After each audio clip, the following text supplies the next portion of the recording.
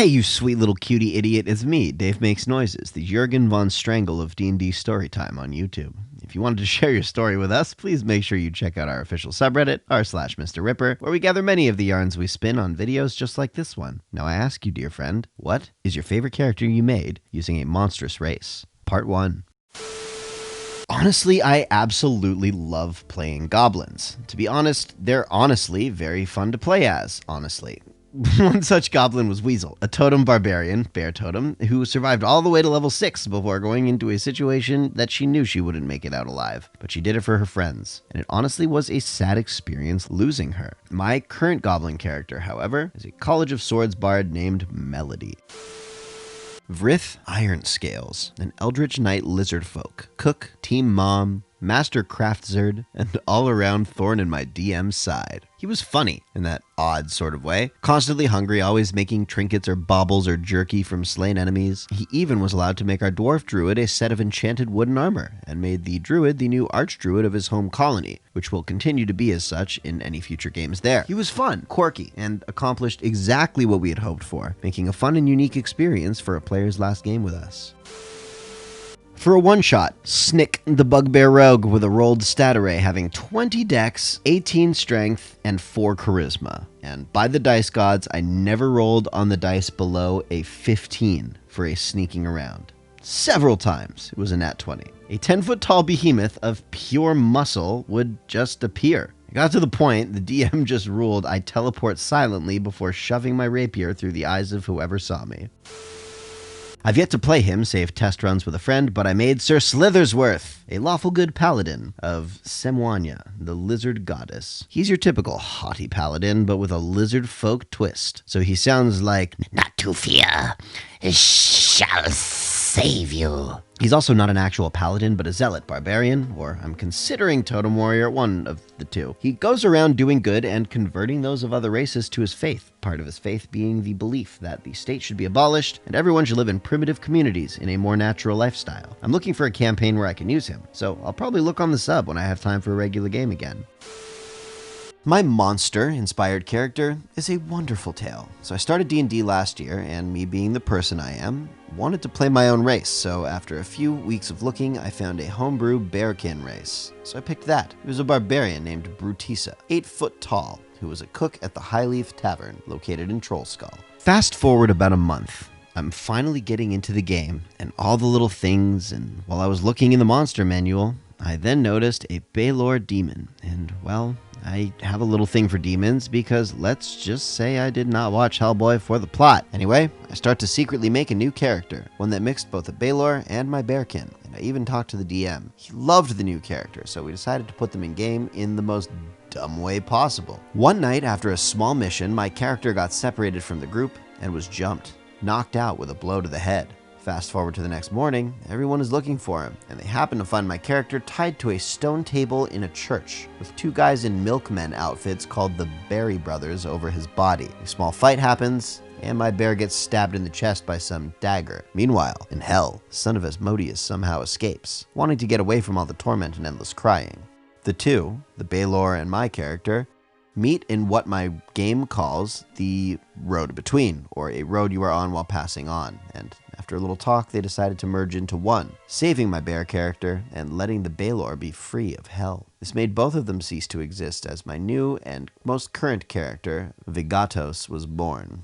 Vigatos is a mute demon bear who is about 9'6", 10'8" with horns. He weighs about 666 pounds, which is, I don't even know if that's all that much for 9'6", to be fair, and is the new or current or still is the cook at the High Leaf. He has a few traits from both Baylor and bearkin. For example, fire does not harm him, which for a character with fur is a great thing. And he can also climb buildings with ease due to his claws. Right now his stats are Strength 20, Dex 16, Con 16, Intelligence 13, Wisdom 14, Charisma 19, who excels at Survival, Intimidation, and Athletic. Pretty much he is made to be a super scary character, who is really just super nice. And we are currently, me and the DM, working on a plot that Asmodeus is going to use my character somehow to bring about the end of the world.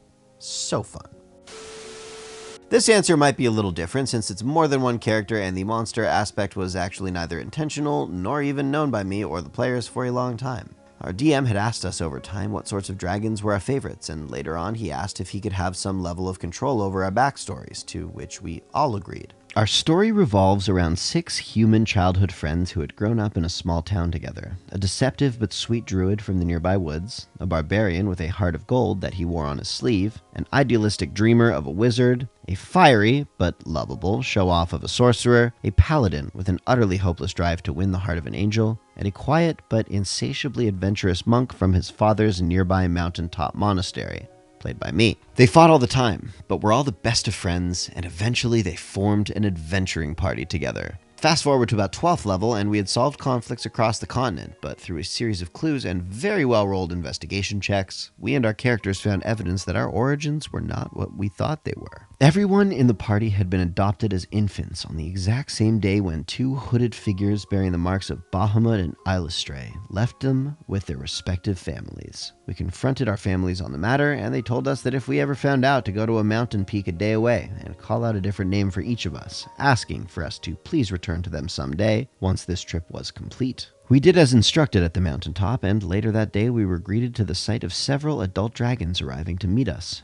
2 blues, a fang, a gold, 2 silvers, and even an astral dragon just warped in from out of nowhere. Some were definitely not happy to see each other, but all of them seemed rather happy to see us. It turned out that these were in fact our real parents, and all this time, our very own characters were dragon wormlings who had been polymorphed into humans. Our druid turned out to be a blue dragon. Our barbarian was a fang. The wizard was astral. The paladin was gold. The monk, me, was silver. And much to everyone's surprise, the sorceress was a pure-blooded red dragon that had been abandoned as an egg. As for why this happened, it was all something of an experiment conducted by none other than the combined brainchild of the dragon god Bahamut and the drow goddess Illustrae, together with our dragon parents. After seeing Illustrae's success with saving members of the drow, Bahamut wanted to try and see if chromatic, metallic, and unaligned dragons could live together. The curious dragons, in turn, wanted to see if it were possible to have a dragon child raised to possess the ambition and urgency that short-lived humans possessed. Thus, they tried to replicate the process of a steel dragon by placing their children in the hands of trusting human parents for the next 20 years. To the dragons, it was little longer than placing a child in daycare, but we perceived time just like any human and had mentally and physically matured just as quickly, although our locked wormling forms never grew. Much to the surprise of the dragon parents, though, our group of dragons, which were normally in constant conflict, had formed a bonded band of misfits that even Bahamut had never seen before. The experiment had proven successful before our own previously skeptical parents, and with full confidence in their offspring's bond, they placed the next step in our main quest to fully unlock access to our draconic forms, and our team carried on, promising to return someday. Greg Gator. Yes, he's back! Lizardfolk Ranger, lovable idiot, based on Fred Fredberger, already featured in a video, but I'll leave a new tidbit in this hilarious tale here. After the 3rd or 4th time the party tried to abandon me, I was rescued from the town's stockades by the big bad evil guy. The DM starts to set the scene. DM. A short time after the town square has cleared out for the evening, you are approached by a hooded figure. With a wave of his hand, all the locks unlock, and the stockade opens, releasing you. He pulls back his hood slightly, revealing his withered face, his eyes sunken and dark, his nose recessed nearly flat against. I immediately stand up at the table, point directly at the DM, and yell in my Fred Fredberger voice, "No nose! No nose! No nose! No nose!" Throwing the whole table into a fit of laughter, including the DM, totally derailed for the moment, but once the laughing dies down, he recovers well. The big bad evil guy puts a finger to my mouth to hush my character, and chuckles softly and says, "I suppose I don't really have much of a nose now, do I? Now don't tell anyone I helped you," as he moves his finger from my mouth and steps backwards into a portal. He had at that time placed a curse on me to prevent me from telling people about him. So I returned to the inn the party was staying at like nothing happened and went to bed. My party was shocked when I joined them for breakfast, which ended up with me being interrogated, both by the party and the captain of the town guard, and figuring out that I had a curse on me, which led to me being locked up in prison that night.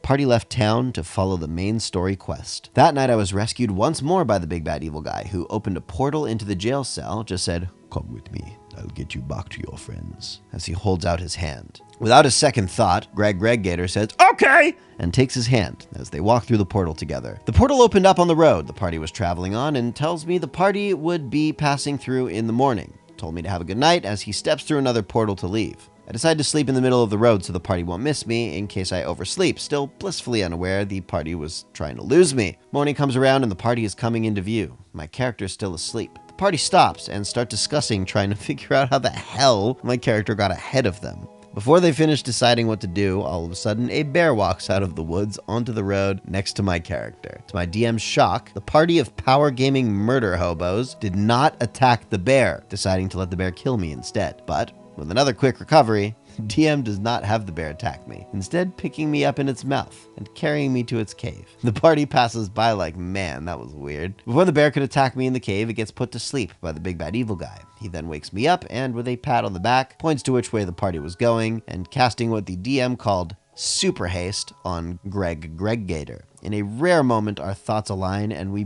both know what's about to happen. Shift perspective to the party in their wagon, drawn by Warhorse. The DM asks the party for perception checks. You hear something behind down the road, but can't quite make out what it is. Maybe it's the bear eating Greg Gator. Maybe we shouldn't have left him back there. The sound seems to be getting closer. What? It's starting to sound like words. What words?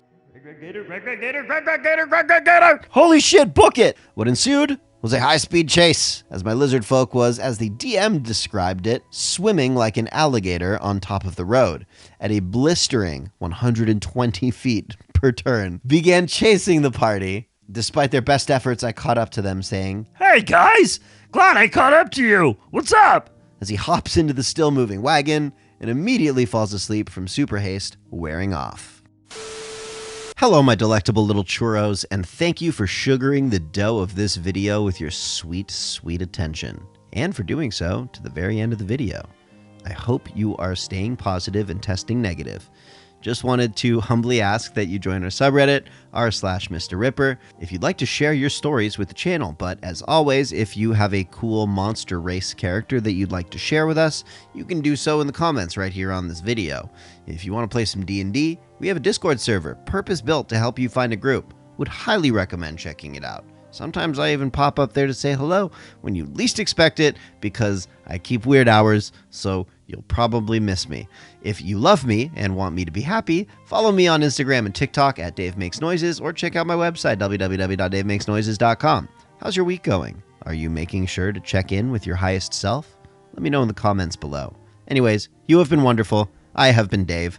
Thanks again for watching. Please sub for Nat 20s, and we'll see you on the next one.